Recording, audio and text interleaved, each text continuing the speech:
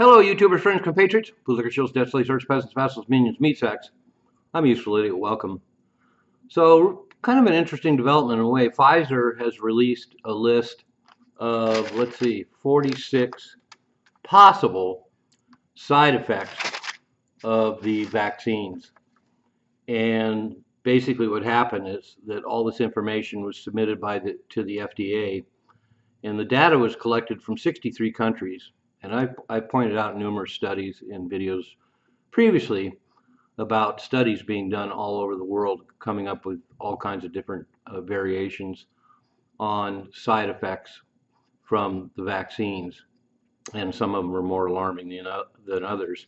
And all this data was gathered from 2020 to 2021. And it's really astounding. Take a deep breath, because I'm actually going to go through all of these. And a lot of them, of course, are associated with heart problems that we've seen an explosion of young people dying of heart attacks. And then, of course, all the reports coming from mortuaries of blood clots like they've never seen before in history. And so bear with me. I'm going to go through this whole list.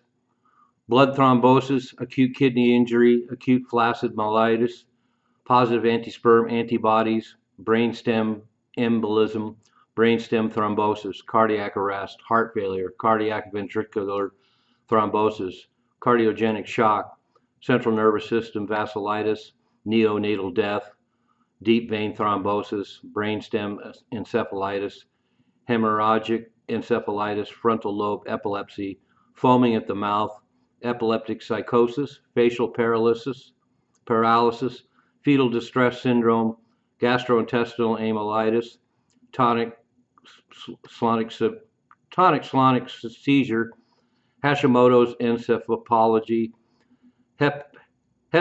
hepatic vascular thrombosis, herpes zoster reactivation, hepatitis, interstitial lung disease, jugular vein embolism, juvenile myoclonic epilepsy, liver damage, low birth weight, multi-system inflammatory syndrome in children, myocarditis, neonatal seizure, pancreatitis, pneumonia, stillbirth, tachycardia, temporal lobe epilepsy, testicular autoimmunity, thrombotic stroke, type 1 diabetes, neonatal venous thrombosis, vertebral artery thrombosis, pericarditis, and sudden death.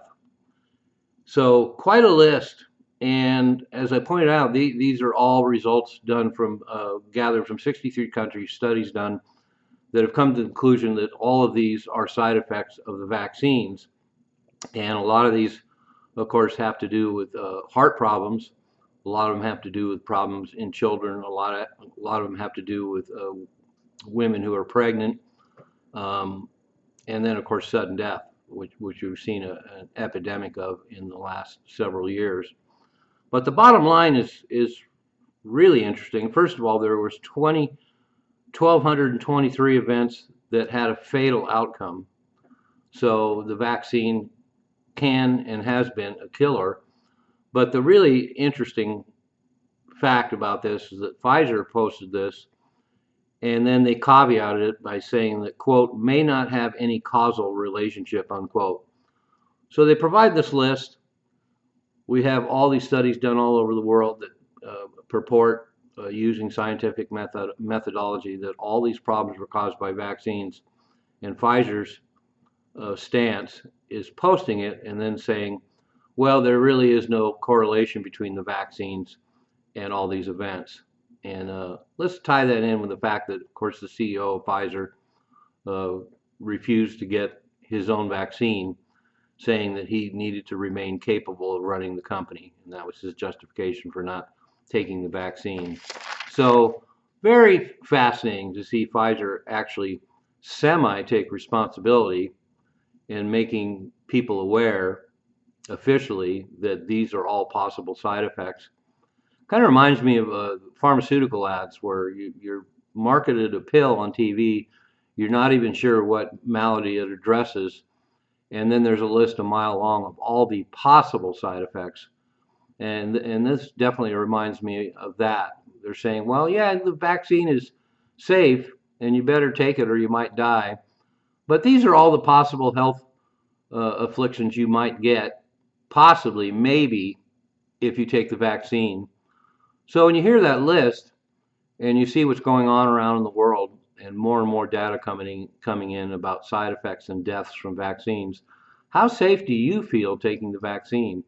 Thankfully, a lot of people, just through word of mouth, in a way, a lot of this information spreading around, and just the visibility that's been given to the fact that the vaccines aren't safe and that a lot of the protocols weren't based on science. And so we have a pretty substantial number of the population that reject taking more boosters and taking vaccines. Gee, I wonder why. I'm useful idiot. Don't you be one too?